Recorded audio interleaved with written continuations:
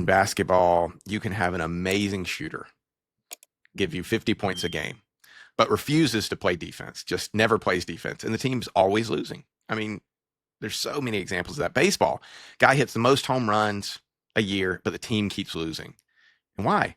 Well, he refuses to go for the single and get the runner over. He's not going to bunt to get somebody across. And so the team's goal of winning is not happening because of, but you look at his stats and you're like, oh my gosh, that's Hall of Fame stats, right? Like they hit more home runs than everybody, more, best slugging percentage. And you're like, well, what's the team's record? Oh, they finished last in their division. Right. So there's obviously examples out there. And I think when we're talking about leadership, I mean, you started this from the very first podcast almost 2 years ago.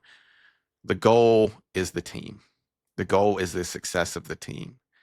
And if an individual's performance, when you take it for summation, if it's that they're not making the team better through their individual performance, and the net, when you take what they're taking away and what they're contributing, if that's worse, that can become a real problem. That's the calculus that people often don't undertake, because that individual, well, look at the numbers.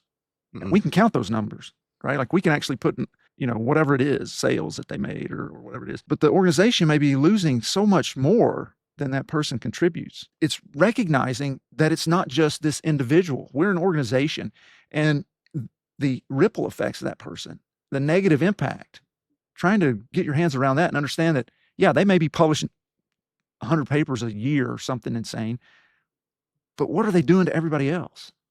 I think that's the challenge, right? It's the production is usually concentrated, measurable, and visible, right? Like how many papers have you produced? How many sales have you made?